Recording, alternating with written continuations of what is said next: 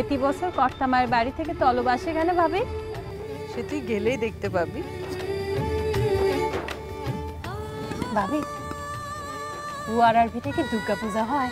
বিরাট করে দুর্গা পূজা হয়, প্রতি বছর আমরা সবাই যাই, এবছর তুইও যাবি।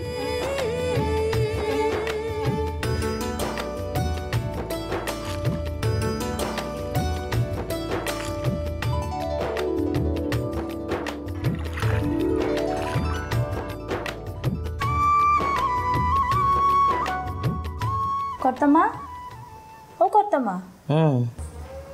কি রে, কি হয়েছে?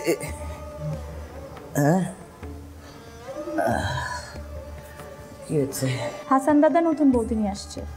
ও আচ্ছা আচ্ছা আচ্ছা, যা তুই ওদেরকে ওপরে নিয়ে আয়, যা। আচ্ছা যা।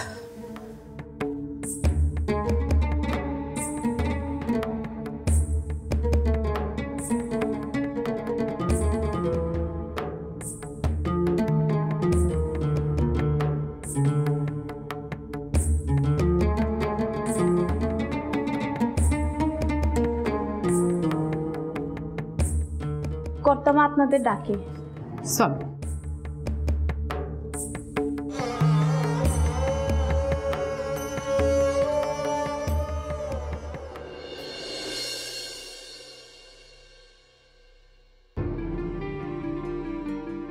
কই রে, ওদেরকে নিয়ে আয় অন্দরে।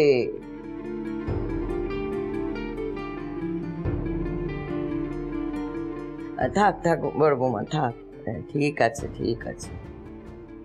শোনো, এই পুজোর শাড়ি কাপড় আছে, ছেলেদের পোশাকও আছে, একটু ভালো করে দেখে নাও তোমরা দুজন মিলে। দেখা লাগবে না, আপনি তো প্রতি বছরই দেন, এ আপনার দয়া কর্তামা। দয়া কেন হবে?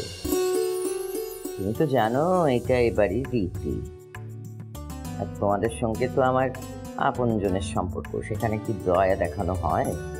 সে আপনি যাই বলেন, আপনার মনটা অনেক বড়, আপনি আপনার কর্তব্যের কোনো ত্রুটি করেন না।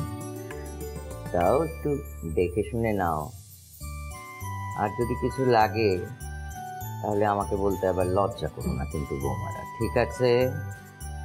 আচ্ছা শেফালি, তুই ওদেরকে একটু এটা বাঁধতে সাহায্য কর, আমি আসছি। ঠিক আছে বৌমারা।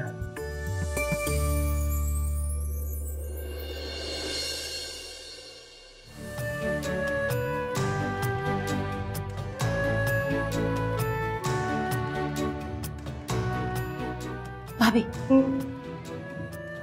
লাল শাড়িটা খুব সুন্দর, তোমাকে খুব মানাবে। কিনে কিনবো, তুই পড়বি, তোরে মানাবে। লয় লয়, তুমি পড়বে। আমি বড়, বড়দের কথা শুনতে হয়, তুই পড়বি, মানাবে। এবারের মতো ছোট বোনের আবদারটি রাখো।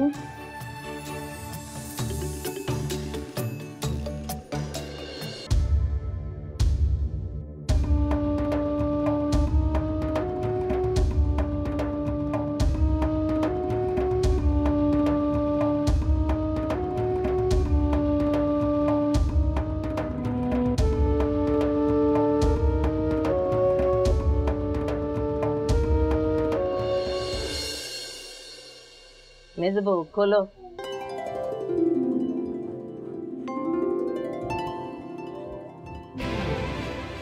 কত শাড়ি! এই শাড়িটার রং খুব সুন্দর, পাড়গুলো অনেক সুন্দর। এই শাড়িটা আমি নেই মা? এই শাড়িটা বুঝি আমার জন্য? এই শাড়িটা আগেরবার থেকে অনেক সুন্দর না মা? তোদের ভাই বোনদেরকে কর্তামা ভীষণ ভালোবাসেন, স্নেহ করেন, তো ভালো জিনিস দেবেন না? ঠিক আছে, এইটা আমি পছন্দ করলাম।